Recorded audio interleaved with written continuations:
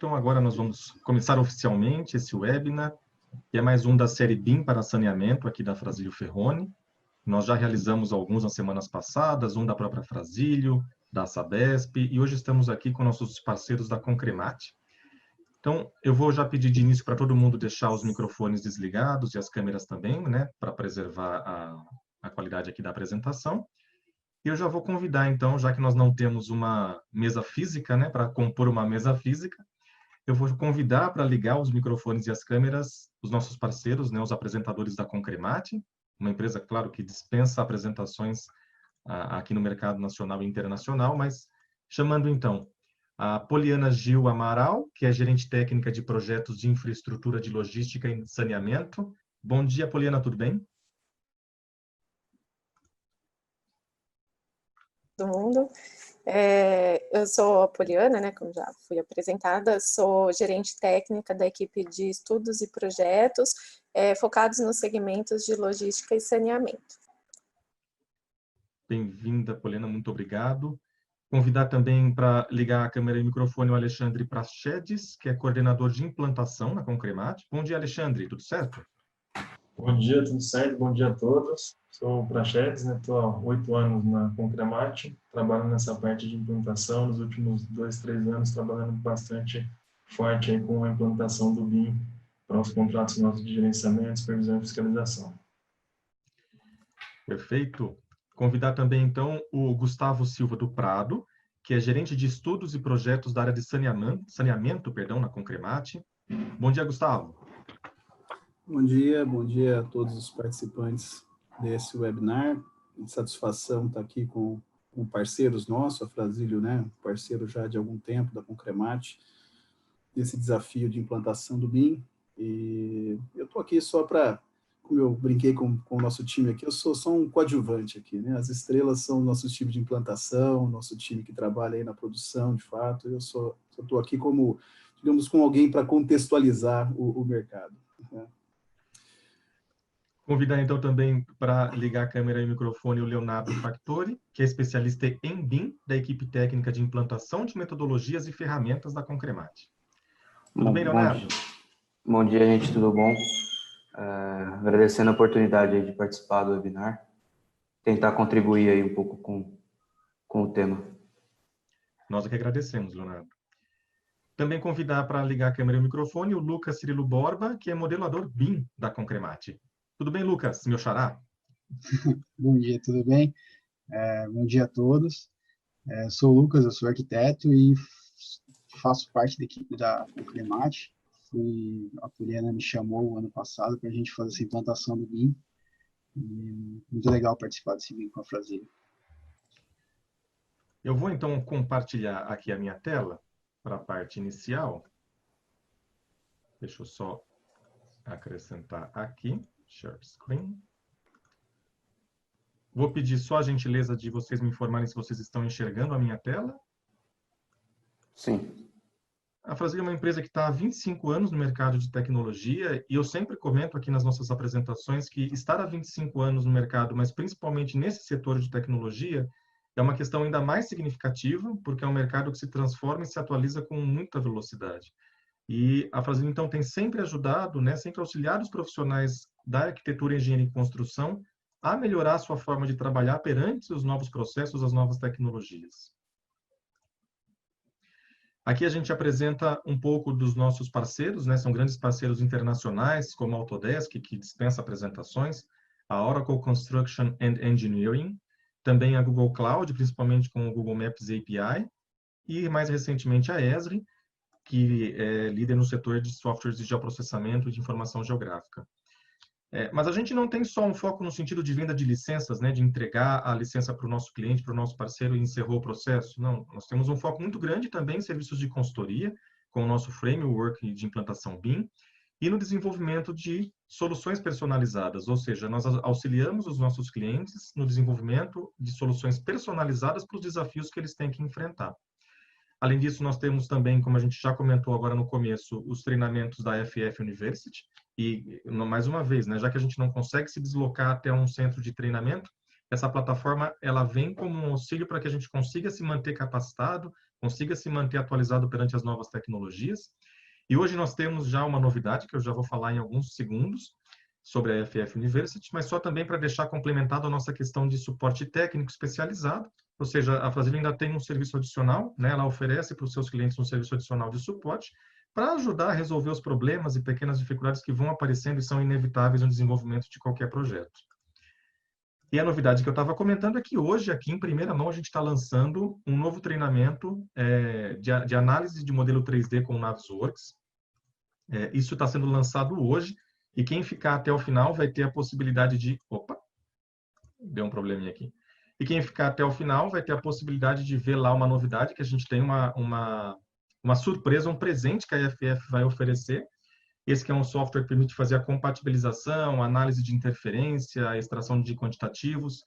É um software bem interessante, então o curso está lá já agora na FF University, está sendo lançado hoje, e quem ficar até o final vai receber esse presente da Frazilio, que eu estava comentando. É a surpresa, eu não vou falar já.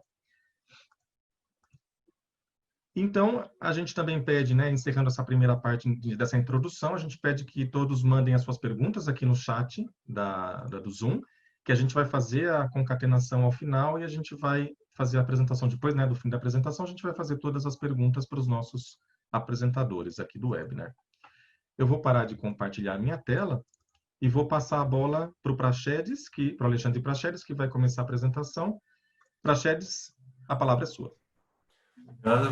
Você pode compartilhar, por favor?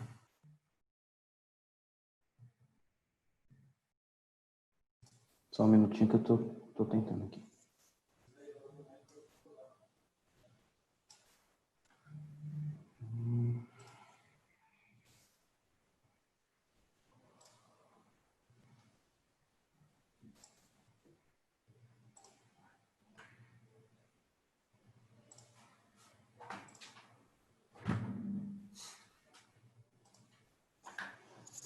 Bom, então vamos lá.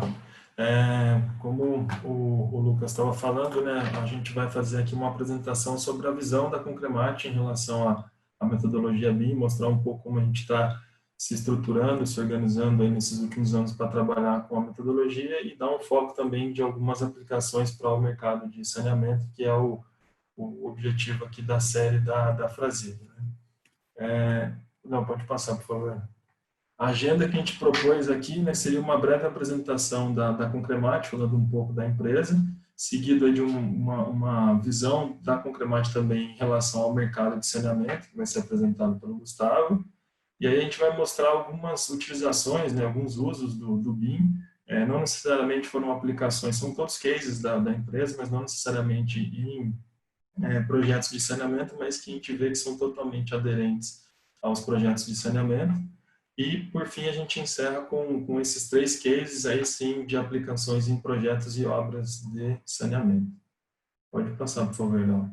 Então, falando da Concremat, né, que só para apresentar um pouco de forma bem rápida a história da Concremat, né, ela começou suas atividades lá em 1952, sendo o primeiro laboratório privado do Brasil, né, com foco em controle sistêmico de estruturas. Aí, em 1970, ela ampliou os seus investimentos, aí começou a trabalhar com a parte de tecnologia e também diversificou as suas atividades, passando a ser referência em serviços de engenharia. Já em 2018, a gente teve uma expansão aí internacional, com destaque para esse contrato da hidrelétrica de Palomino, na República Dominicana, e hoje a gente tem uma abrangência aí na América Latina, né? Nós estamos presentes aqui nacionalmente falando, acho que em 7 ou 8 capitais, se eu não me engano. Atuamos em todo o território nacional e há uns 2, 3 anos atrás a gente teve essa expansão maior em relação à América Latina. Nós temos hoje escritórios e sucursais no Peru, na Bolívia, no Paraguai, também na República Dominicana e em El Salvador. Em 2016, a Concremat passou a ser líder de mercado, né, no segmento de engenharia, na categoria projetos e consultoria, e de lá para cá a gente vem mantendo essa liderança. E em 2017, o marco mais recente aí foi a gente passou a fazer parte do grupo CCCC, que é o China Communications Construction Company, uma empresa chinesa, como dá para ver pelo nome, né, com atuação e abrangência mundial. Pode passar, por favor. Falando um pouco mais dessa nossa atuação, então a gente atua nos mais diversos segmentos aí da engenharia, né, um foco bastante grande na parte de infraestrutura, e são esses que estão na tela aí, né, transporte logístico, mobilidade e desenvolvimento urbano, edificações e redes de varejo, saneamento e recursos hídricos, que é o foco da série desse mês, energia, indústria, mineração e petróleo e gás. Pode passar, João. Para encerrar essa introdução sobre a Concremate, a gente trouxe aqui a nossa visão, missão e valores, né? Como visão, a gente tem aí continuar a ser líder, se manter como líder de mercado.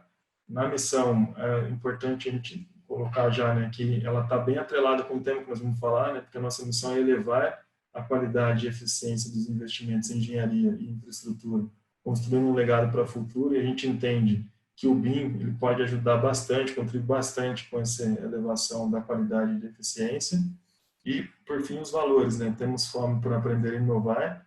Aqui, novamente, o BIM aparece tanto na questão do aprendizado quanto da inovação. O próximo, nos preparamos para os desafios com alicerce em equipes e parceiros. E aí a gente tem aqui até o exemplo da Frasílio, né, que é a nossa parceria, como o Gustavo bem colocou no início, para essas questões relacionadas ao BIM. Cuidamos das relações com ética, confiança e segurança. Acho que aqui, de alguma forma, o BIM também contribui, né, no quesito confiança e segurança. E, por fim, assumimos responsabilidades e realizamos. Pode passar, Helder, eu já aproveito e passo a palavra para o Gustavo, que vai fazer aqui a apresentação sobre a nossa visão do mercado de saneamento.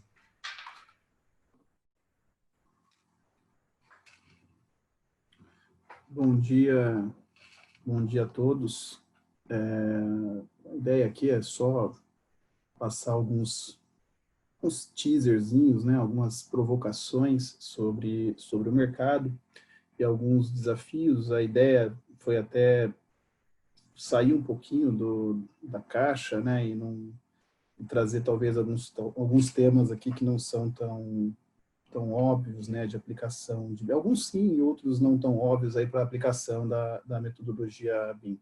Mas é interessante, eu acho que a gente começar falando um pouquinho sobre o mercado em si, né, o tamanho do mercado, os desafios do mercado. Léo, pode passar aí. Então, um primeiro ponto aí, né, qual o tamanho do mercado de saneamento? Pode...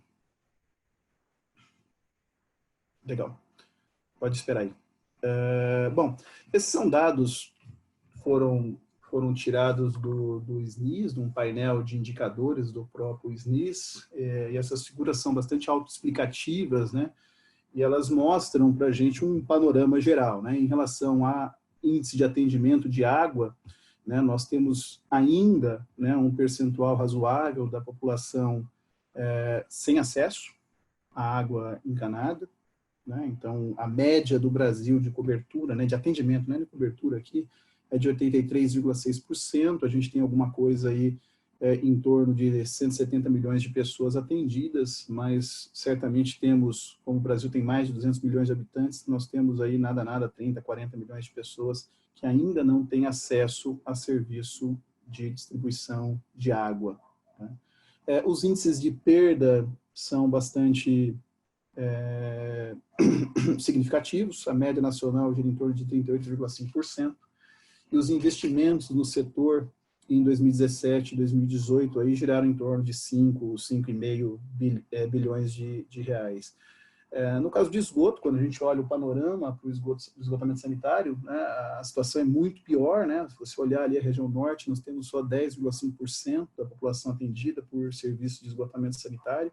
Mesmo a região sudeste, que é a região mais desenvolvida do país, esses índices de atendimento tão longe de razoáveis, né? Não temos nem 80% da população atendida por serviço de esgotamento sanitário, e região norte com 28%, né? Região sul com 45%, é muito pouco, né? Nós temos aí mais de 100 milhões de pessoas no país sem acesso a serviços de esgotamento sanitário, né? E lá, né?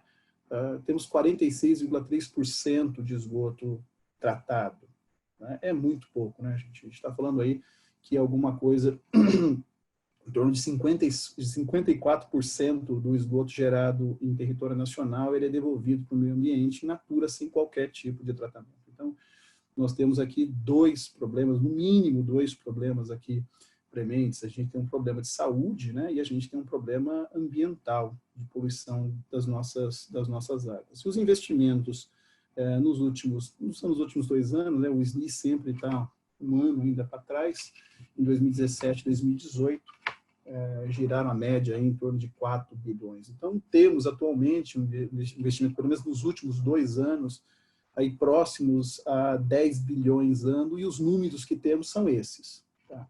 Pode passar, Léo, mais uma.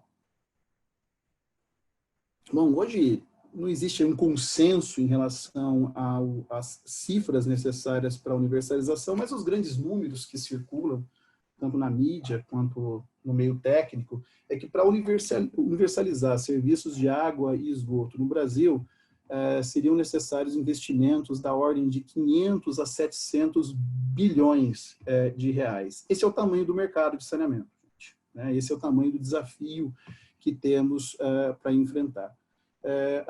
Assumindo a meta lá do Plano SABIC de 2033, essa meta ela foi confirmada no novo marco legal, daqui a pouquinho eu vou falar um pouquinho sobre o novo marco legal também, para que a gente atinja a universalização em 2033, né, os investimentos anuais, né, eles deveriam ser da ordem de 38 a 54 bilhões de reais. Assim, alguma coisa em torno de 5 vezes o que a gente investe hoje. Se a gente usar um próprio gancho que o novo marco dá, né, que seria 2040, esse investimento anual, evidentemente, ele cai um pouco, a gente está diluindo um pouco mais o investimento, a gente teria aí um investimento de 25 a 35 bilhões. Então, no mínimo, para que a gente atenda a condição mais distante de universalização em relação a prazo, né, a gente precisaria mais que dobrar o investimento anual feito no segmento. Tá? Então, é um mercado a se fazer, né, a se construir. Né? Então, que por muitos, né, o saneamento é considerado o novo território a ser conquistado. Né? A gente tem valores bastante significativos a serem investidos, e isso, no fundo do fundo, é oportunidade para a área de engenharia. Pode passar, Léo. Falar um pouquinho aqui sobre o novo marco. O novo marco legal foi aprovado lá no dia... foi aprovado lá no dia 15, né? E essa lei já foi sancionada pelo presidente, ainda está em voto a questão de alguns vetos, mas o projeto de lei, ele virou a lei, né? Então é a lei 14.026, tá? E esse novo marco, ele tem 3 pilares estruturantes, né? Tem lá um monte de artigos, um monte de texto, o pessoal do direito gosta pra caramba, existem questões ali a serem discutidas, mas no fundo são 3 os grandes pilares, esses são 3. Primeiro, regulação, né? Melhorar o ambiente regulatório nacional. Nós temos no Brasil mais ou menos 5.570 municípios, mais ou menos, são 5.570 municípios, e como a titularidade da prestação de serviço de saneamento ela é municipal, em teoria poderíamos ter 5.570 agências reguladoras. Então, isso, de fato, né, é uma insanidade quase legal se imaginar, né, um investidor público ou privado, né, tendo que lidar com uma quantidade tão grande assim de reguladores e de agências de controle. Tá? Então, primeiro ponto, regulação, né? O novo marco estabelece aí a ANA como agência reguladora nacional, e a ANA teria aí a incumbência, teria a obrigação, teria aí a função de publicar normas de referência, né? Que poderiam ou não ser acatadas quer dizer, a titularidade contínua dos municípios. O município ele pode não aderir às normas de referência da ANA, mas aí o governo federal pode usar lá de um instituto chamado Spending Power. Se você não atende, se você não adere ali às normas de referência da ANA, você não vai poder ter acesso a recursos federais. Um outro ponto, talvez o ponto de maior controvérsia aqui no novo marco, é a questão da competitividade. E para que se consiga essa competitividade, os contratos de programa, eles serão extintos, né? Então, os contratos de programa vigentes terão que se tornar contratos de concessão, e esses contratos de concessão terão que seguir lá a lei das concessões. Então, tem uma série de pontos que esses contratos têm que ter, inclusive metas e prazos a serem cumpridos, né? Então, extinção dos contratos de programa e obrigatoriedade da realização de processos competitivos de contratação para a celebração de contratos de concessão. Então, o marco privilegia aí a competitividade entre concessionárias públicas e privadas, né? E, por fim, a regionalização. Então, a regionalização é algo que já é bastante debatido, acho que já é um conceito já incorporado, todo mundo já entende, né, que a prestação de serviço de saneamento, e aí eu falo de água, esgoto, resíduos sólidos, drenagem que é mais difícil, né? Como a única, ou talvez a melhor forma, a única forma economicamente viável de se conseguir universalizar serviços. Então, a prestação regionalizada, ela se tornou um princípio legal, né? Ela não é só mais uma ideia, né? É um princípio do novo marco. A prestação de serviço de saneamento de forma regionalizada, e isso, né, tem aí alguns pontos positivos por trás, que a inibição, por exemplo, do cherry picking, né? O cherry picking seria aquela história do cara escolher a cereja do bolo, né? Você pega só o que é bom e deixa o filé com osso, né? Eu vou pegar o filé e deixo o osso para trás, né? Como o processo de criar as regiões, ele cabe ao Estado, né? Esse tipo de instrumento de regionalização, ele inibe, né, concessionárias, talvez concessionárias privadas, de escolher só a parte boa e deixar o osso, né, aí para o Estado. Então, o cara vai ter que comer o filé, ele vai poder comer o filé, mas para poder comer o filé, ele vai ter que roer o osso também, né? E esse instrumento de regionalização, ele possibilita o aproveitamento de subsídio cruzado, que é algo que já existe, né? Mas você torna isso algo possível e institucionalizado, né? Legalizado. Pode passar. Bom, alguns aí desafios, acho que esse talvez seja um desafio bastante óbvio, né? As obras de saneamento, pode mais um aí, Léo. Bom, só segura um pouquinho. Quem milita no setor, né, entende bem essa primeira foto à esquerda que eu coloquei, né? Então, aproximadamente aí 70% dos ativos de concessionárias de água e esgoto, eles encontram-se enterrados, rede linear, né?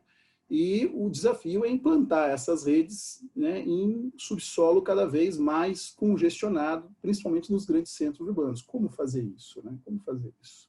Existem concessionárias de água, inclusive, que não contratam mais projetos executivos, porque como não há cadastro técnico, né, das demais infraestruturas que congestionam os subsolos, no fundo, você joga dinheiro fora, né? Então, o cara deixa o projeto de detalhamento executivo ou com a própria construtora ou com uma fase dentro de um contrato de gerenciamento, enfim. Do lado direito, né, a gente tem aí algumas consequências esdrúxulas da questão das interferências. O ponto aqui são as interferências, como lidar com elas. A gente tem uma galeria, essa foto mostra uma galeria de águas pluviais, tá? Passa mais um avanço, Léo. Dá mais um clique. Não, volta lá. É uma tubulação de esgoto isso aí, tá? É uma tubulação de esgoto transpassante, né, em uma galeria de águas pluviais. Isso é uma foto de algo que existe, né? Então, de duas uma, né? Ou essa galeria de águas pluviais foi construída ao redor da tubulação do esgoto, ou estava sendo implantado um sistema de esgotamento sanitário e trombou, né? Na hora de implantar a obra, o cara trombou com uma galeria de grande diâmetro, né? Ela em geral, a regrinha que a gente usa, as galerias de águas pluviais, elas têm preferência de passagem por conta do porte. Aí o cara não teve dúvida, ele fez ele passou a tubulação por dentro da galeria de águas pluviais, e isso aí a gente tem consequências para o próprio sistema de águas pluviais. Olha, uma tubulação dessa, lembrando lá das aulinhas de hidráulica da gente, ela diminui o raio hidráulico da nossa galeria, e com isso diminui a capacidade hidráulica da galeria, né? E oferece um obstáculo. A gente sabe que dentro de galerias de águas pluviais, muito lixo, né, é lançado nas nossas vias, elas adentram essas galerias. Então, aí mostra mesmo ali um saco, alguma coisa pendurada. Então, né, o fundo é a implantação de redes e galerias do subsolo cada vez congestionado. É um baita de um desafio, tanto para a fase de projeto, como para a fase de execução de obras em saneamento. E o BIM nos ajuda, pode nos ajudar muito com isso. Pode passar. Léo, pode passar. Mais um. Isso, segura. Bom, um outro ponto, olhando aí, né, a gente olhou ali para os 70% dos ativos, que são as obras lineares. Vamos olhar um pouquinho agora para os outros 30%, que são as obras localizadas. Essa foto é da ETA Guandu, tá, gente? A ETA Guandu é o principal, ela faz parte do sistema produtor Guandu, no Rio de Janeiro. Aqueles que são do Rio conhecem bem. Quem não é do Rio também conhece, por conta das notícias aí do início do ano, do problema de qualidade de água. Essa ETA, ela tem lá, ela entrou, né, para o Guinness como a maior ETA, a maior estação de tratamento de água do mundo. Ela trata alguma coisa, tem capacidade para tratar alguma coisa próximo aí a 45 metros cúbicos por segundo. Isso é gigante, tá, gente? É um monstro essa estação. Ela é uma estação antiga, ela começou a ser implantada aí na década de 50, tá? Depois sofreu algumas ampliações, acho que na década de 80 também, mas o fato é que estruturas como essas, grandes estações de tratamento de água, e não só as grandes, muitas das estações de tratamento de água, elas foram construídas aí na década de 60, 70 e 80, né? Então, para aqueles que trabalham com engenharia, né, essas ETAs, elas já passaram do final de plano, que a gente geralmente considera, né, já passaram algum tempo já do final de plano. Então, elas precisam tanto de ampliação de capacidade, como também de atualização tecnológica, porque lá na década de 60 a gente tinha um padrão de potabilidade de água. Hoje o padrão de potabilidade de água é outro, né? As preocupações são outras, o nível de exigência, a restrição, né, desses parâmetros de qualidade também mudou muito, tá? E hoje ainda temos mais um ponto, né, que é o conceito de segurança sanitária, né, que consta lá dentro do nosso padrão de potabilidade, que está lá no anexo 20 da portaria de consolidação número 5 do Ministério da Saúde. Tá? Pode passar mais um, Léo.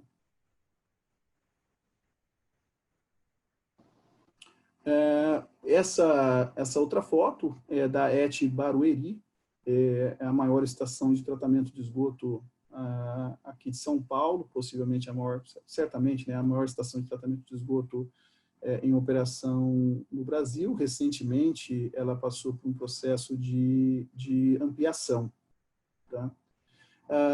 Bom, um dos grandes desafios da engenharia é executar a obra de ampliação e atualização tecnológica dessas estruturas complexas, né? Estações de tratamento de água, estações de tratamento de esgoto e, eventualmente, até estações elevatórias de grande porte, com essas estações em operação. Uma estação de tratamento de água, eu não posso parar ela, entendeu? Para reformá-la. Essa condição ela não existe, né? Se eu paro a estação de tratamento de água, não tem água para a população. Eu tenho que realizar obras em estruturas complexas, com essas estruturas complexas em operação.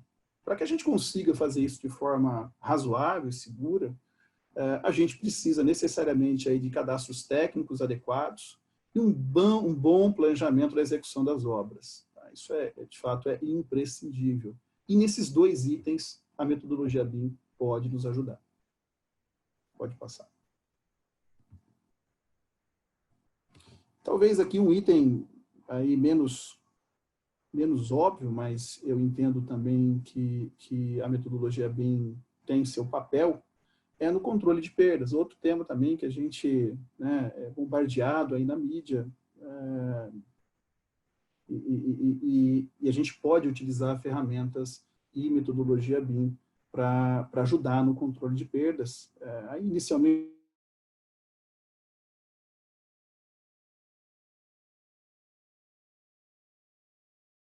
WA, só para a gente entender um pouquinho o que é perdas. Pode passar. Pedindo. Bom, então a gente aí do volume disponibilizado de água, a gente pode dividir esse volume em consumo autorizado. Consumo autorizado, nós temos o consumo que é autorizado e faturado, tá? Então a gente aí, e o consumo autorizado e faturado, você tem o consumo medido e faturado e o consumo não medido e faturado. Isso aí é água faturada, tá? Pode passar mais um. Nós temos também o consumo autorizado não faturado. Né? Existe aquele consumo que as concessionárias têm, que ele é autorizado, mas ele não é faturado. Aí, compõe esse consumo autorizado não faturado, o consumo medido não faturado e o consumo não medido e não faturado. Pode passar mais um. O restante, o que não é consumo autorizado é perda, gente. Tá? Tudo que não é consumo autorizado é perda, é contabilizado como perda. Então, nós temos aí dentro de perdas as perdas aparentes, são as perdas físicas. Tá? Então, são as perdas aparentes, são as perdas não físicas, né? Então, é o consumo não autorizado, roubo, gente, roubo, fraude, tá? Consumo não autorizado, fraude. Os gatos, enfim. E temos também imprecisão de medição. Pode passar mais um? E temos as perdas físicas, os vazamentos propriamente dito. Então, a gente tem aí, vazamentos e extravasamentos de reservatório, vazamentos de adutoras e redes, vazamento em ramais. Vale ressaltar aqui que os vazamentos em ramais e redes são os mais importantes. Tudo isso compõe o que a gente chama de água não convertida em receita, água não faturada. Então, nós temos aqui um problema de ordem econômica para as concessionárias. A gente está vendo ali um azulzinho, que é água faturada, e um pacote ali de vários tipos diferentes de consumos ou de submedições que compõem aí algo que não gera receita para as concessionárias. E vale dizer o seguinte, que as perdas físicas, o custo relacionado à produção dessa água existe. Você não tem, na verdade, a receita vinculada diretamente a este custo. Né? No fim do dia, para o usuário final, isso nós pagamos, né? Nós pagamos. A gente, no fundo, a gente paga por essa ineficiência. Pode passar? Aí, duas figuras que se seguem aí, que mostram coisas, abordagens diferentes para que a gente combata perdas. Primeiro, as perdas físicas, né? Então, a gente tem um nível atual de perdas, pode passar. A gente também tem o que a gente chama de perdas inevitáveis, tá? Então, existe lá um percentual, um volume de água que inevitavelmente será perdido. Pode passar, Léo. E o que a gente tem que fazer, na verdade, é fazer com que esse nível de perdas físicas se aproxime desse nível de perdas inevitáveis. E aí existem aí 4 grandes componentes, isso é a Cruz de Lambert, chama lá da IWA. O primeiro ponto é gerenciamento de pressão, isso é importantíssimo, né? E aí coisas que a gente pode utilizar para fazer, necessárias para fazer o gerenciamento de pressão, setorização, implantação dos distritos de medição e controle, simulação hidrodinâmica, então a gente tem que simular esses sistemas, tá? E a gente pode entrar aí com conceitos lá do Digital Water, né? O Digital Twins, né? Que você tem um cadastro onde você pode fazer as simulações, né? Utilizar aí de medidores inteligentes e de demais dispositivos inteligentes, incorporando conceitos de IoT no processo de gestão dos sistemas de distribuição de água. Pode passar, Léo? Outro ponto importante é gerenciamento da infraestrutura. Tá? Então, ter cadastros técnicos georreferenciados é muito importante e fazer uma boa gestão dos seus ativos também é muito importante. Para isso, a gente também pode incorporar conceitos de Digital Water, como o Digital Twins e IoT. Pode passar? Agilidade nos reparos, né? Então, isso aqui está muito ligado às perdas visíveis, né? Você rapidamente fazer frente a esses reparos que são identificados. Também, nesse caso, a gente pode utilizar gestão ativa de manutenção, utilizando softwares de manutenção, de gestão de manutenção. Pode passar? E, por fim, pesquisa ativa de vazamento, que aí é um trabalho operacional rotineiro. Quando você aplica todas essas ações, a gente tende, ou a gente pretende chegar aí no nível econômico de perdas físicas. Pode passar.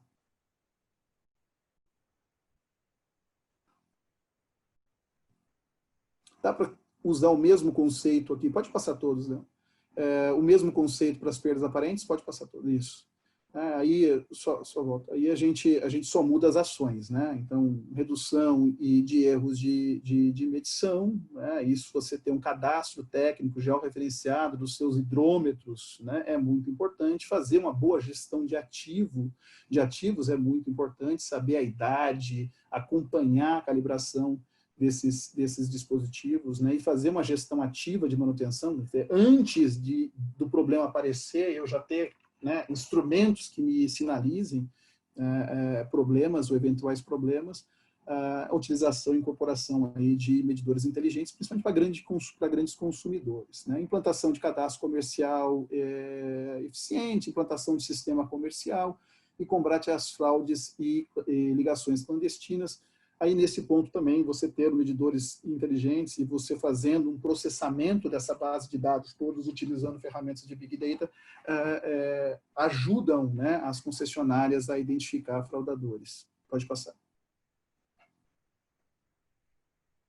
Aí, então, a nossa visão em relação ao controle de perdas é uma mudança de foco, né? Então, pode passar.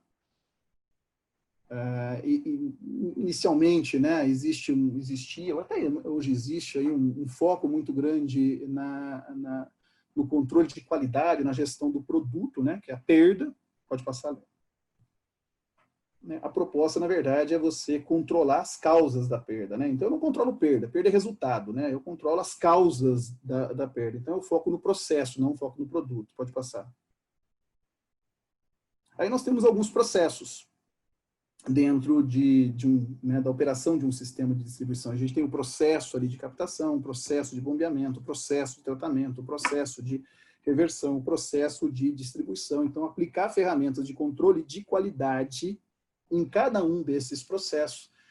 Então, eu vou olhar na qualidade do processo, eu não vou olhar na qualidade, não vou olhar para quanto eu estou perdendo nesse processo. Se eu aumento a qualidade da gestão ou da operação, assim, a consequência disso, na verdade, é a redução de perdas. E para isso, né, você pensar nos modelos gerados em fases anteriores, na fase de projeto, na fase de execução de obra, com os as-builts, usar esses modelos para operar, né, os nossos sistemas, a nossa infraestrutura, certamente agrega valor. Pode parar. Pode passar. Pode passar. Bom, o mercado de saneamento, ele ainda apresenta, né, baixa maturidade no emprego da metodologia BIM, quando a gente compara com outros mercados, o mercado de arquitetura, o mercado industrial, já são maduros, já são bastante maduros, a gente ainda está, né, no fundo, a gente está enxergando só a pontinha do iceberg das possibilidades, né? A ideia ali da provocação em relação às perdas é justamente falar para isso, olha, tem muito mais que a gente pode fazer com esses modelos inteligentes gerados pela aplicação da metodologia BIM. Pode passar, Léo? Apesar da gente estar ainda tateando, né, já existem editais de concorrência pública e processos privados de contratação de projetos, eu estou falando aí da fase de projeto, que solicitam que os trabalhos sejam elaborados utilizando-se a metodologia BIM, porém, a boa parte desses editais e dessas cartas convites, elas não apresentam aí grande detalhamento e especificação daquilo que se deseja receber, né? Eu acho que a gente está ainda num processo de implantação nesse mercado. Talvez, né, se os clientes finais apresentassem editais e cartas convites com maior nível de especificações e detalhamento, o mercado de projeto ainda, eu acredito que ainda ele não está totalmente pronto para atender isso.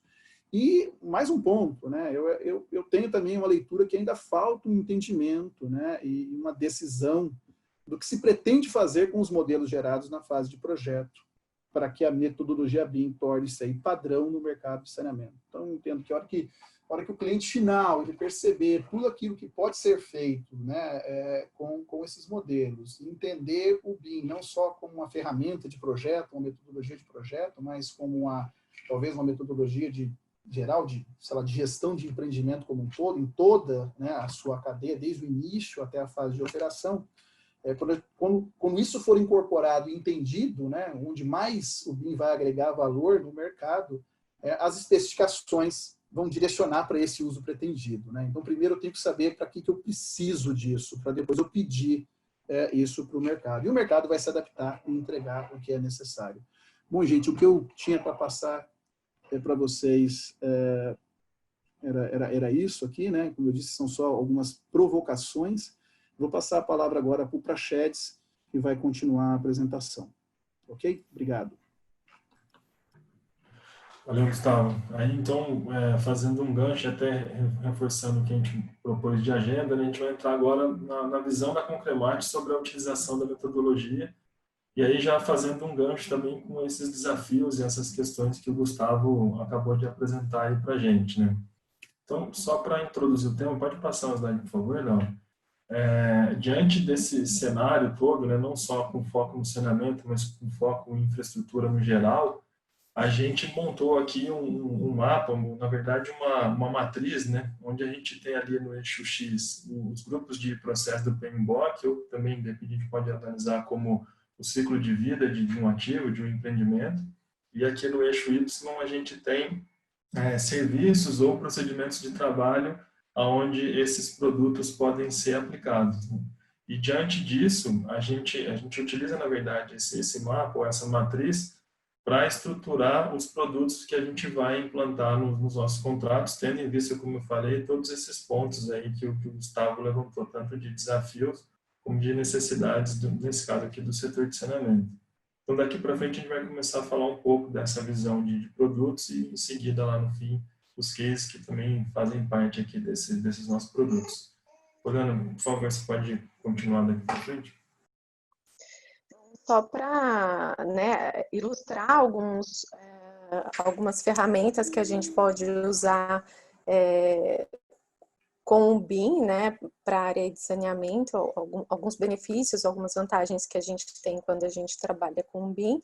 Então, um dos pontos seria a extração de quantitativos, né? Então, uma vez que a gente tem tudo modelado, né, tudo compatibilizado, é possível extrair de forma automática o quantitativo dos itens do projeto, e isso a gente consegue uma informação muito mais assertiva e com muito mais rapidez, né? Então, isso facilita e ajuda principalmente ali na etapa de suprimentos, né? Quando você tem essa informação de forma mais assertiva e mais automática, né? Então, esse é uma das vantagens que a gente tem quando a gente usa a metodologia. Se a gente faz isso, né, considerando aí um projeto convencional, esse quantitativo ele tem que ser levantado manualmente, né, e aí a gente fica sujeito a erros, né, e além do trabalho que a gente tem, né, a gente teria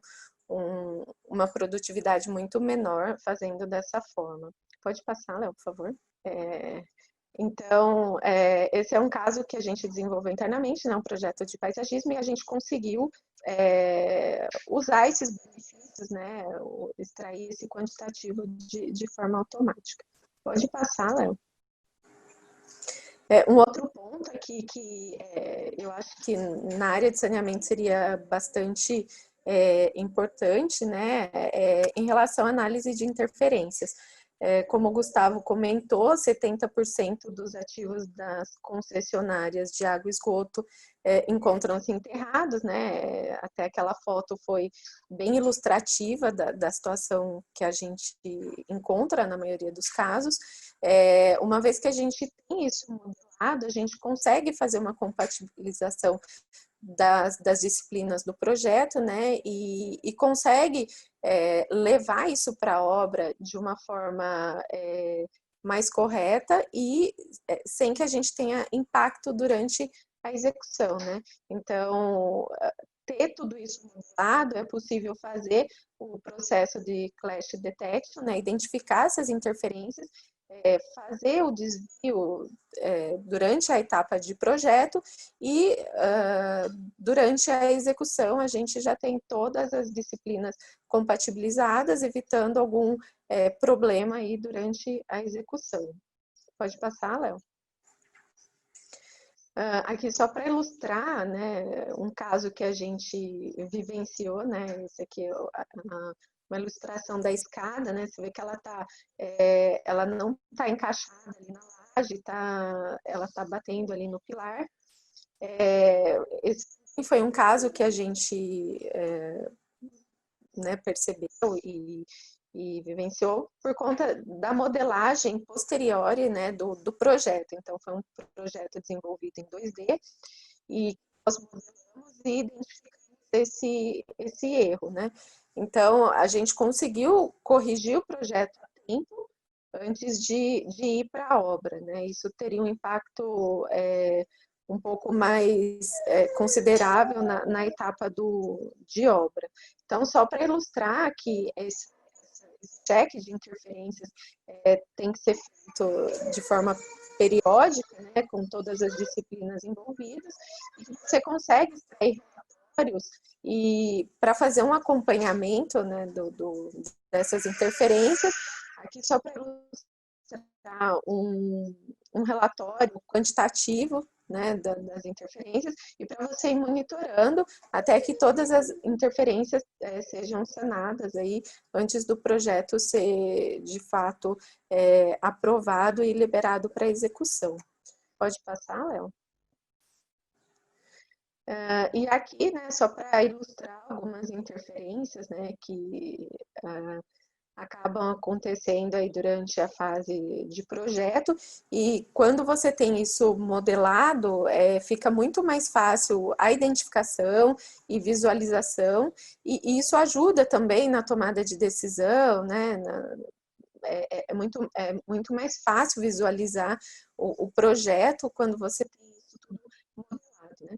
E aqui também, só para ilustrar um OPR, né, um One Page Report que a gente faz para acompanhamento do projeto, considerando as interferências e eliminação delas. Pode passar, Léo? Eu acho que da minha parte terminou e eu queria só passar para o Prached para dar continuidade aí. Obrigada. Obrigado, Poliana.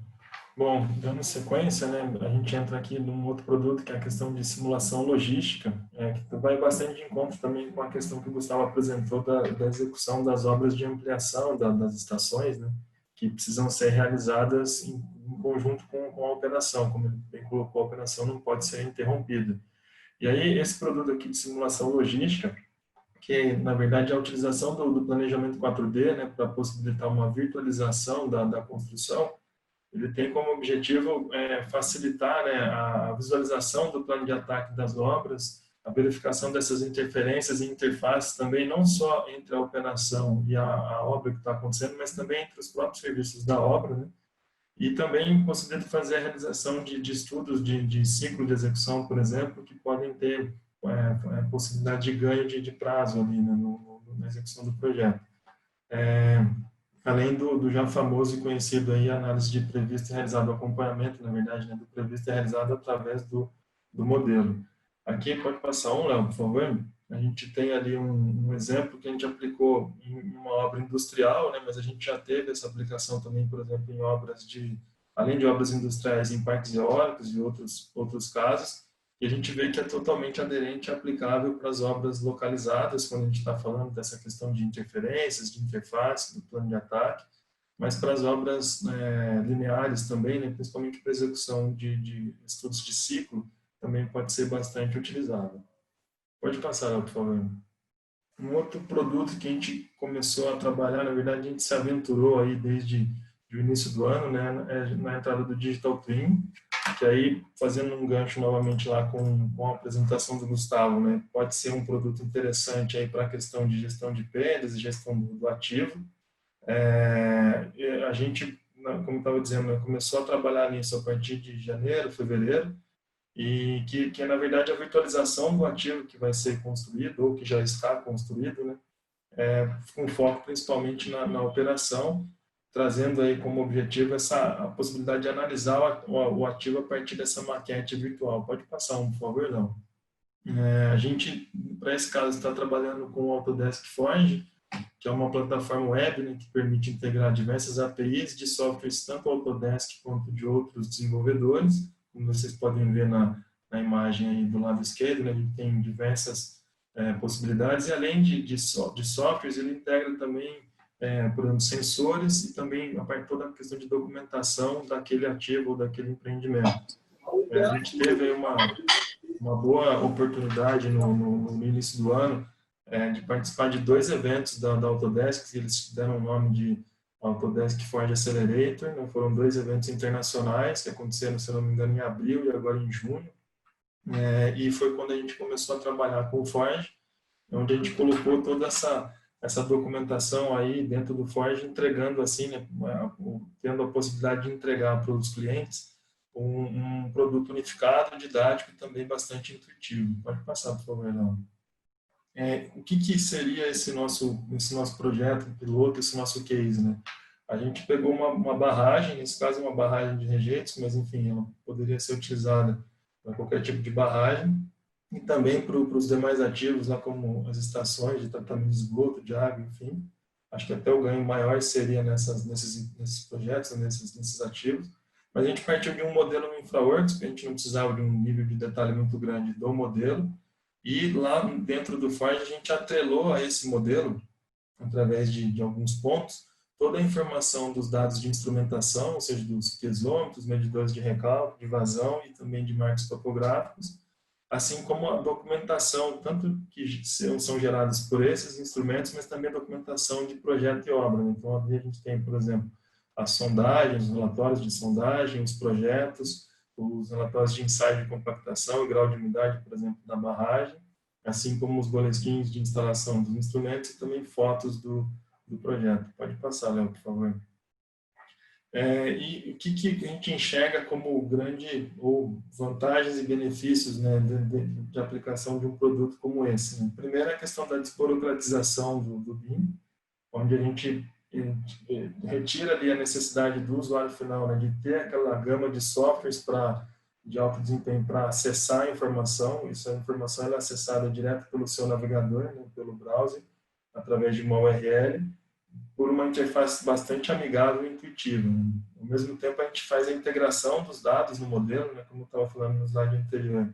Toda a documentação, tanto da fase de obras, de projetos e principalmente de operação, vão estar ali atrelados ao modelo, né? Assim como os relatórios e possibilidade também de integrar sensores. Esses sensores podem ser tanto os sensores digitais, automáticos, quanto os sensores analógicos. Né? E, por fim, a gente entende que com isso a gente tem um incremento grande de produtos. Abre-se um leque bastante interessante. A gente pode, além disso, né, na etapa de construção, acrescentar conceitos de linha atrelados à metodologia BIM, informações que vão dar suporte para a operação e manutenção do ativo. E como exemplos a gente tem aqui, né, a partir do S-Build a gente pode criar o Digital Twin, pode fazer o acompanhamento da construção a partir desse modelo, assim como realizar a TO e tudo mais. Só para finalizar o slide, essa imagem que a gente tem à esquerda é do nosso projeto piloto, né? Vocês conseguem ver, acho que esses pins que estão no modelo, quando a gente clica nesse pin, a gente tem a visualização, como está mostrando aí, do gráfico do instrumento, né? E também do documento referente à medição desse instrumento. E a gente conseguiu colocar os pins aí para também ter uma visão não só do ponto, mas também de seção, né? Tanto transversal quanto longitudinal. Pode passar, Léo, por favor. E aí acho que na verdade já vem você, né? Bom, uma outra possibilidade que a gente tem no BIM no setor de saneamento é a utilização de laser scanner para a captura dos dados de campo e virtualização do ativo, né? Isso principalmente para obras localizadas, como as ETAs. Então, tem como objetivo a gente poder ter uma nuvem de pontos do ativo virtualizada, né? Então, a gente tem um potencial de retorno disso contínuo ali até projeto detalhado. Na parte de suprimentos, a gente tem um pouco menos de retorno, a gente não faz utilização na parte de suprimentos. Na implantação, a gente tem um retorno maior. E na operação assistida e operação final do ativo, a gente consegue ter um retorno grande com essa utilização do laser scanner.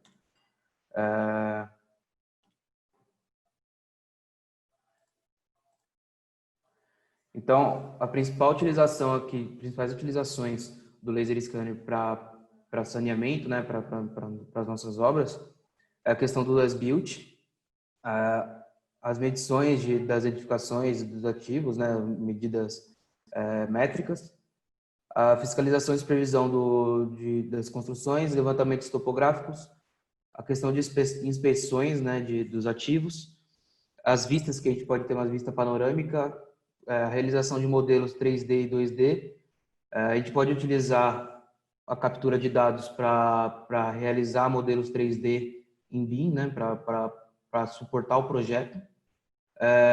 Controle de dimensão, as medições de avanço físico da obra, né, quando está numa etapa de obra, e levantamento para recebimento das obras, né, quando a gente recebe alguma obra para fazer uma ampliação. No caso, a gente pode usar o laser scanner para fazer um levantamento preliminar. Questão de processo, a gente tem aqui a questão de levantamento, processamento dos dados, análise dos produtos. O levantamento dos dados a gente faz com o equipamento de laser scanner atrelado a um RTK. O RTK serve para a gente dar uma precisão nos dados de campo, nos dados levantados, né, uma precisão geométrica, geoespacial, e o levantamento ali, cada ponto a gente demora para escanear ali mais ou menos 10 minutos por escaneamento, né? E depois desse processo a gente tem o processo a etapa de processamento dos dados. Então aqui a gente tem um alinhamento, uma otimização da nuvem de pontos, a precisão da nuvem de pontos no caso do laser scanner, ela é milimétrica, tá? Então a gente tem ali, se a gente for tirar uma medição métrica, a gente tem milímetros de precisão. E aqui um ponto que é importante frisar, que quanto mais densa a minha nuvem de pontos for, quanto mais pontos eu tiver no trabalho final, mais preciso mais precisão eu vou ter e mais qualidade eu vou ter na minha nuvem de pontos. Só que isso também tem um contraponto, que é a demora no processamento dos dados, né? A questão da análise de produtos. A nuvem de pontos 3D processada, a gente pode transformar ela num 3D, num elemento 3D, como mostra a figura aqui. Essa é uma figura que era uma nuvem de pontos, foi transformada em elemento 3D. E isso possibilita, no caso da parte de saneamento, né, de tubulações, a gente consegue gerar isometrias e plantas 2D para, no caso, fazer a utilização. Aqui a gente vai falar um pouco sobre os cases que a gente tem na Concremat, o que a gente já fez para o mercado de saneamento utilizando a metodologia BIM, né? Então, aqui é simulação construtiva.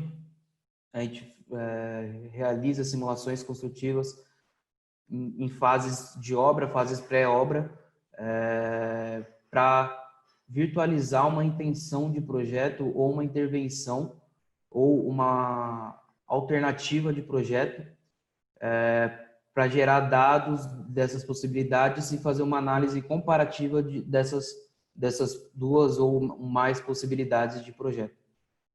Então, a gente tem um conjunto de possibilidades, a gente faz um levantamento de cenário, estrutura 3D, implanta esses cenários, faz uma simulação comparativa e isso suporta a tomada de decisão de andamento do projeto. A gente tem um potencial de retorno maior ali no projeto básico detalhado e na implantação do projeto. Aqui é um case de uma barragem, é uma barragem para captação de água. Então, nesse case aqui, a gente fez uma simulação comparativa entre os dados de escavação da área da barragem com o que a gente tinha disponível de bota fora e bota espera, para ver se, comparando, se a área disponível para bota fora e bota espera era suficiente para o material que a gente tinha escavado. E com a simulação 3D, essa simulação construtiva, a gente conseguiu identificar que a área era insuficiente e a gente precisaria de aproximadamente 10 vezes o tamanho da área projetada. E isso teve um ganho muito alto, porque a gente identificou esse erro de projeto numa etapa pré-obra. Se a gente tivesse identificado isso no dia a dia da obra, a gente teria que fazer uma paralisação, entrar com a documentação novamente e perder muito tempo, né? Então, Isso foi um ganho muito grande para o contrato. Aqui é uma outra simulação construtiva da mesma barragem de captação. Nesse case aqui, a gente tinha 6 alternativas para vias rurais de acesso para remanescentes, né, da barragem. E, no caso, eram 6 alternativas e na metodologia tradicional, os projetistas teriam que detalhar 6 alternativas para chegar em qual era mais viável financeiramente e tecnicamente. E aqui, no caso, a gente utilizou as ferramentas de simulação para desenhar aqui, fazer o traçado das 6 alternativas. E, no fim, a gente pegou aqui um item da tabela do DENIT, de via rural, e com o volume de corte e volume de aterro, a gente multiplicou pelo item e chegou em 2 alternativas que eram mais viáveis financeiramente. Então, os projetistas tiveram que detalhar essas 2 alternativas, focaram nessas 2 alternativas. E a gente teve uma economia aqui, uma redução de 60% no tempo empregado para fazer esse estudo técnico. Um outro item que a gente consegue utilizar aqui para saneamento e funciona bem a questão da gestão do portfólio de referenciado. Então, aqui a gente utiliza uma ferramenta da Autodesk AutoCAD Map 3D. A ideia aqui é ter uma integração da geometria do traçado linear da obra, né, com um banco de dados estruturado com algumas informações estratégicas, né? E o objetivo é controlar o andamento da obra e ter informação mais assertiva. Então, no macrofluxo, a gente estrutura o mapa, levanta os atributos necessários, estrutura o banco de dados, implanta a geometria parametrizada e faz uma atualização regular e acompanhamento constante da obra, espacializada num mapa. A gente tem um ganho potencial maior aqui na parte de implantação e comissionamento e operação. Aqui é um case de uma adutora. A gente vê aqui o traçado da adutora todo colorido, né? Do lado direito aqui, a gente tem a legenda. Então, cada cor que está representada aqui nesse mapa é um status dessa adutora.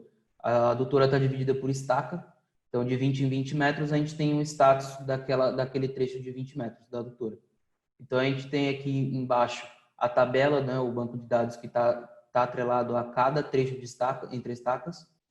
Então, a gente tem informações como o custo previsto, o custo real, o diâmetro dessa tubulação, uma informação de status aqui, né, o número da estaca, e qual é o material dessa tubulação. Então, a gente pode inserir diversos atributos aqui que nos ajudem a controlar melhor a obra e ter uma informação espacializada ali no mapa, né? E a partir dessa construção, a gente consegue, por conta do banco de dados, das informações estarem unificadas no mesmo ambiente, a gente consegue integrar isso de diversas formas. A gente pode fazer a publicação desse mapa em uma página web para as pessoas terem acesso, né? Todos os desenvolvidos terem acesso. A gente pode integrar uma atualização web para quem estiver atualizando esse sistema fazer a atualização. E um dos principais itens aqui é que a gente pode integrar essa base de dados com o Power BI ou outra ferramenta BI, né?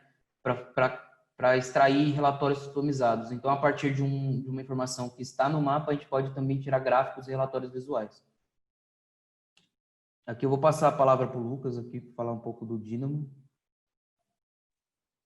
Obrigado. Eu vou trazer para vocês um case também que a gente fez na Concremate, na área de projeto, só que a gente usou o Dynamo para dar uma agilidade maior para esse projeto. Para quem não conhece, o Dynamo é um software de programação que é utilizado hoje dentro do Civil 3D e do Revit. Ele é um software simples de ser mexido, não é um software muito complexo, você não precisa ser um programador, você não precisa entender a fundo programação para mexer nesse software. E por que a gente usou um software de programação para agilizar o nosso processo? Porque com ele a gente consegue, além de agilizar, a gente consegue criar criando rotinas dentro do Dynamo. Então a gente tem um processo muito repetitivo, a gente cria uma rotina dentro do Dynamo e ele vai fazer isso daí para a gente de uma forma muito mais simples. Uma outra utilidade que tem dentro do Dynamo, a gente pode fazer também tomadas de decisões com ele. A gente pode fazer programação para ele pegar alguns melhores layouts ou pegar um melhor caminhamento. Então, tem diversas áreas que a gente trabalha dentro do Dynamo, por isso que a gente acabou escolhendo. Pode passar. Dentro da Concremat, a gente usou esse case específico para uma elevatória. Então, a gente tinha quais foram os motivos de usar o Dynamo dentro dessa elevatória. Porque a gente verificou, depois de um tempo, que as elevatórias eram muito repetitivas. Então, toda vez que você iniciava uma nova elevatória, ela era muito parecida com a outra, mas mudavam algumas coisas. Então, toda vez tinha que ficar alterando, mudando a planilha e alterando muitas coisas em cima de uma elevatória. O cálculo era baseado e elaborado, verificado em cima de uma planilha de Excel. Então, ele tinha uma planilha externa e depois passava para fazer os desenhos. E o prazo de entrega curto entre uma e outra elevatória. Foi usado nas disciplinas de estrutura de concreto para fazer as formas e na estrutura de hidráulica. Pode passar. Aqui eu tenho a ilustração de como era e como foi feito o processo. Como era o desenho convencional. O engenheiro fazia os cálculos, verificava com base na planilha do Excel e depois validava toda essa planilha e passava para o projetista. O projetista fazia o desenho baseado na planilha do Excel que foi feito pelo engenheiro e se tivesse algum problema ele tinha que voltar, recalcular e fazer todo esse trâmite de novo.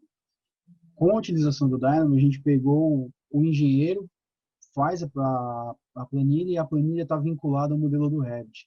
Então, da planilha direto já altera o modelo do Revit. Todos os desenhos estão no projeto detalhado. Então, alterando a planilha, o projeto detalhado já é alterado também com as configurações. O projetista entra para fazer essas verificações, para fazer esses ajustes finais, porque uma coisa ou outra pode sair do lugar depois que fizer a planilha. Mas com o Dynamo agilizou muito esse processo. Ele não perde todo esse trâmite de passar para a planilha e depois verificar, passar para o objetivo. Pode passar. Essa foi a nossa... aí está ilustrando a planilha de Excel que a gente tinha internamente, que ainda é usado, mas hoje ela é usada direto dentro do Revit, né? Então tem a planilha, ela passa por essa programação que foi realizada, toda a programação foi feita lá internamente, com a ajuda da Frasília, a gente teve uma boa ajuda deles também. E depois ela já altera os desenhos dentro do Revit. Todo esse desenho já está lá dentro, o modelo, então está tudo vinculado a isso. Pode passar. Quais foram os ganhos que a gente teve com essa utilização? A gente teve uma agilidade muito grande no processo, porque o cara não precisa ficar entendendo o desenho ou uma planilha para depois fazer o desenho dele. A gente teve uma redução do tempo gasto da produção e uma facilidade, a facilidade de uso após a elaboração da programação, porque depois que você faz a programação, qualquer pessoa que saiba mexer no Revit ou no Civil 3D vai conseguir rodar essa programação, porque ele fica só um player lá que você clica nele, ele vai gerar a tua programação. Não é nada complexo para mexer depois que ele faz. As revisões do projeto são de forma muito simples, então se alterou alguma coisa, algum dado precisa ser alterado na planilha, o desenho já é alterado automaticamente. E o que a gente quer fazer com isso agora para frente? Utilizar em outras disciplinas, porque hoje a gente usou para fazer concreto e forma, né, porque a forma é uma coisa mais simples de fazer dentro do Revit, a gente quer continuar com o concreto, mas fazendo também a armadura, com a utilização desse mesmo método, e em outras disciplinas que forem linkadas com isso. Projetos mais complexos, porque essa é uma elevatória mais simples, então a gente quer expandir isso para projetos muito mais complexos, e a utilização de outros formatos. A gente pegou um formato que era retangular de uma elevatória, que era bem padronizado. Com a programação a gente pode variar esses formatos e é ilimitado essa utilização. E também expandir para as outras áreas. A gente está usando hoje na área para fazer isso de saneamento, mas expandir para as outras disciplinas, outras áreas dentro da Concremat. Vou passar para a Poliana, que ela vai dar umas palavras finais. Obrigado. Obrigada, Lucas. Gente, era isso que a gente tinha para apresentar para vocês, um pouco da nossa experiência, né, um pouco das nossas percepções em relação ao BIM para o saneamento, né? Acho que o que a gente já comentou é uma área que ainda não tem um amadurecimento em relação a outros segmentos, né? Então, quando a gente olha para um mercado aí mais de edificação, né? A gente tem uma maturidade maior, tanto em relação a ferramentas, aderência ao mercado, né? E o saneamento é uma coisa assim que a gente tem muito para avançar, né? Eu sempre digo que quando a gente fala de BIM, um mundo de possibilidades se abre e a partir do momento que a gente trabalha com BIM em todas as fases de um empreendimento, desde a fase de um projeto conceitual, né, até a obra, né, a parte de manutenção, a gente consegue ter um benefício muito maior, tanto em questão financeira quanto em questão de assertividade, né? Então, eu acho que é um mercado que tem muito para crescer, né? Muito para desenvolver, e acho que a gente está caminhando, né?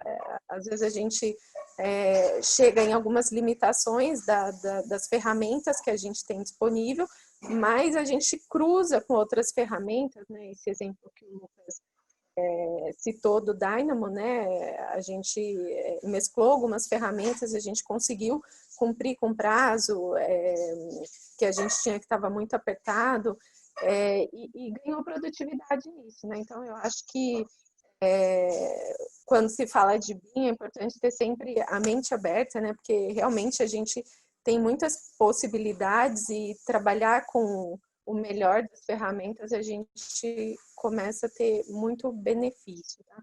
Então, queria agradecer a Frasílio por, né, nos dar essa oportunidade de participar desse evento, e a gente está à disposição aí para perguntas e, né, o que for necessário. Nós é que agradecemos, Poliana. Olha, a apresentação de vocês foi muito boa e acho que não só o conteúdo, mas a importância que a Concremat tem dentro do mercado fez com que a gente tivesse mais de 200 pessoas ao vivo aqui, praticamente a apresentação inteira. Agora mesmo nós estamos com 186 pessoas aproveitando este conteúdo, aproveitando as informações, a experiência que vocês têm passado. Antes só de passar para as perguntas, né, eu vou colocar aqui, conforme a gente tinha prometido, como a gente está lançando hoje, né, o nosso curso de Navisworks dentro da FF University, né, nossa plataforma EAD, a gente colocou aqui um cupom de desconto, então todo mundo que ficou na apresentação pode utilizar este cupom, pode usar até dia 15 de setembro para fazer a compra do curso e aprender um pouco mais sobre extração de quantitativos e até questões que foram apresentadas aqui na apresentação. Passando então para as perguntas, eu já vou fazer uma pergunta aqui que é da Ana. Bom dia a todos. Eu tenho uma dúvida. Vocês mostraram a solução do Laser Scan para a digitalização dos ativos com nuvem de pontos. Como poderia ser feita essa digitalização no caso de redes de abastecimento de água, por exemplo, que ficam enterradas? Imagino que muitos dos municípios menores não possuem essa informação de cadastro de rede existente, o que inviabiliza a utilização do Digital Twin, ao meu ver, né, ao ver dela.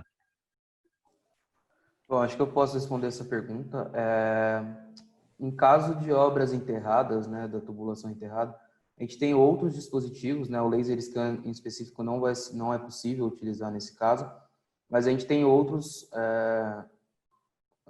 dispositivos no mercado, georradar, o lidar, alguns outros scanners que fazem esse processo, né? Então, ele vai passar por cima ali da via, do solo e vai escanear, identificar a tubulação abaixo. Realmente, com o laser scan específico, esse que eu mostrei, não é possível. Tem que ser utilizado uma outra tecnologia. É parecida, mas tem um outro nome, tem outras especificações. Obrigado, Leonardo. Tem uma pergunta que tem se repetido tanto no privado quanto aqui para todo mundo, falando da apresentação, que todo mundo gostou da apresentação, né? Então eles têm pedido para ter acesso depois que acabar. Então eu gostaria de falar para todo mundo, talvez todo mundo não estivesse aqui no começo do webinar, essa apresentação foi gravada e tanto o arquivo em si, né, quanto o vídeo vão estar disponíveis na FF University, esta plataforma EAD da Frazilio, para acesso irrestrito, acesso gratuito, daqui a alguns dias, porque ela passa por um processo de edição, né? Então a gente não vai publicar o vídeo logo amanhã, por exemplo, porque tem essa questão da edição, mas em alguns dias ela já vai estar disponível para acesso de todo mundo. Tem uma pergunta aqui que veio da Luana, ela pergunta assim: gerenciamento de projeto, controle de projetos liberado para construção é feito pelo BIM 360 também?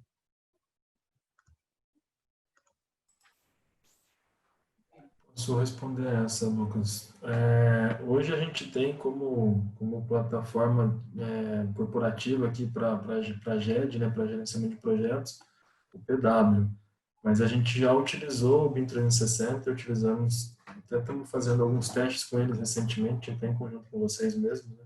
E ele pode sim, ele tem possibilidade de ser utilizado como uma ferramenta para gerenciamento do projeto, do desenho, né? Perfeito, é isso mesmo. O BIM 360 é uma ferramenta totalmente adequada a esse processo. Uma outra pergunta que veio aqui, ela veio de modo privado, né, do Fernando. Em termos de Brasil, as empresas de saneamento em geral estão aptas a contratar projetos em BIM? Elas já têm feito contratações dessa forma? Chato. Eu poderia responder sim.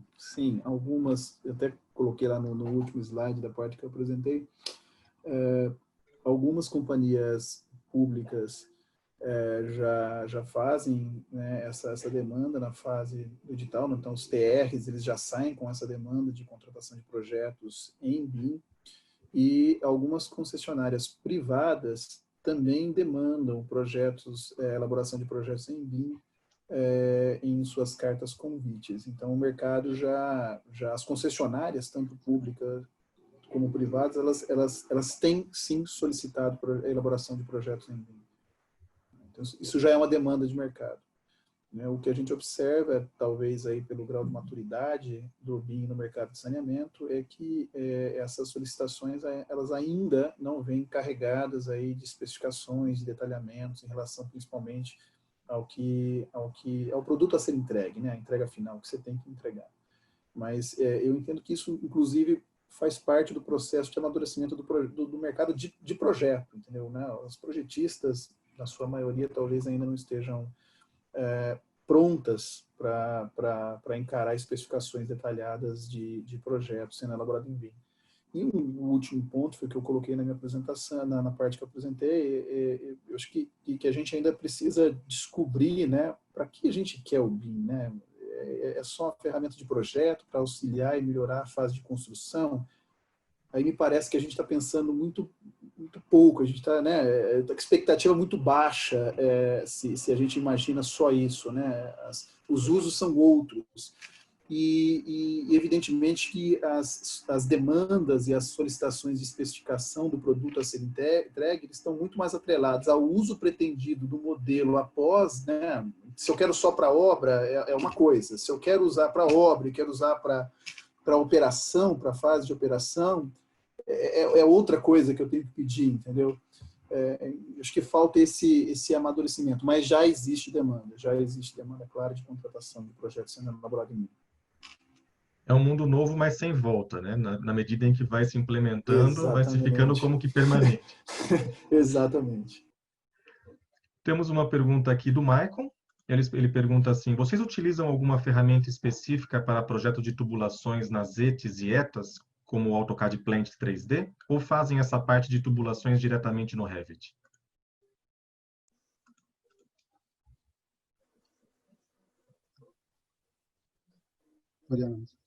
Posso me meter aqui de novo? Eu acho que depende muito do grau de complexidade do que você está projetando, né? Então, quando você tem um parque, né, de tubulações complexo, o Plant, por exemplo, né, é a ferramenta mais indicada, né, do pacote da Autodesk.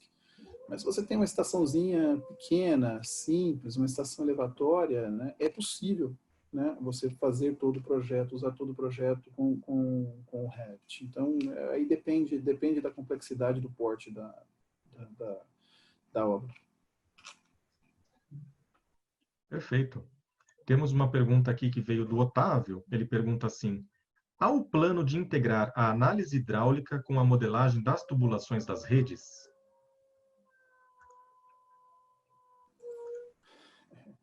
Bom, acho que eu posso também responder isso. Aí é uma questão de pacote, né? De pacote. Infelizmente, o drive daí da Autodesk, pelo menos por enquanto, né?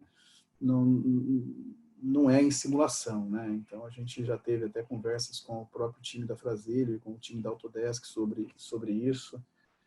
Isso é uma, digamos assim, é uma pendência, né? Que temos aí. Mas existem outras ferramentas, tá? Em que isso é acoplado, tá? Em que isso é acoplado. Então, é possível, tá? É possível. Não com as ferramentas da Autodesk. Um comentário aqui da Mona, né? Ela fala assim: exatamente isso, Gustavo, a ferramenta é abrangente para a operação também. Seria o cenário ideal utilizar também para este fim. Um comentário sobre a sua resposta anterior, né? Uma outra pergunta que veio aqui do Flávio: como vocês veem a questão das bibliotecas? Os contratantes têm entregado bibliotecas próprias ou pedido para que vocês as elaborem? Engraçado que essa questão da biblioteca, ela está marcando presença em todos os nossos webinars, porque eu acho que é uma questão que todo mundo ainda se debate e conversa muito, né? Essa eu acho que eu posso responder, a Poliana, se quiser complementar alguma coisa, mas a gente está elaborando. Todas as bibliotecas estão sendo elaboradas internamente. Eu acho que, mais uma vez, isso, Lucas, assim, complementando, é uma questão de maturidade de mercado, né? Eu acho que é algo que com o tempo, deverá haver uma tendência aí disso caminhar para algum canto, porque, no fundo, eu acho que a questão principal que tem que ser avaliada aqui não é quem produz a biblioteca, e sim o valor econômico dessa biblioteca. Eu acho que esse é o ponto que merece discussão. Não tá, a questão não é técnica, tá? A questão não é técnica. Tudo bem, você quer que eu dimensione, que eu prepare a biblioteca, né, que o projetista, e que ele compartilhe a sua biblioteca com o contratante? Eu acho que tudo perfeito, mas pague por isso, né? Pague por isso. Porque isso é inteligência interna, e isso evidentemente que carrega valor econômico, né? Isso carrega valor. Então, para mim, a discussão não é técnica, a discussão nesse tema ela é econômica, ela é econômica. E gostaria de agradecer mais uma vez aqui a Concremate, agradecer a vocês 5, né? Alexandre, Lucas, Poliana, Gustavo e Leonardo, mas a Concremate como instituição, né, como um todo, pela parceria, pela disponibilidade em apresentar esse conteúdo que foi nada mais do que rico. A quantidade de elogios que vocês receberam aqui no chat foi imensa. A quantidade de pessoas que permaneceram e apreciaram, né, que fizeram o uso mesmo, né? Puderam aproveitar e absorver esse conteúdo. Escolhi uma palavra meio ruim ali no começo. Então, agradecer mais uma vez essa parceria, agradecer a disponibilidade e nos prepararmos para as próximas, né? Porque o interesse no conteúdo ficou exemplificado pela quantidade de participantes. Lucas, agradece. Desculpa, pode falar.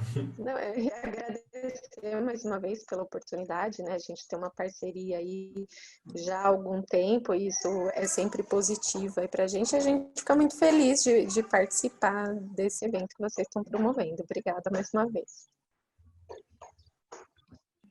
Então, obrigado, pessoas. Muito obrigado a todos que participaram e nos vemos no próximo webinar da Sabesp. Até mais.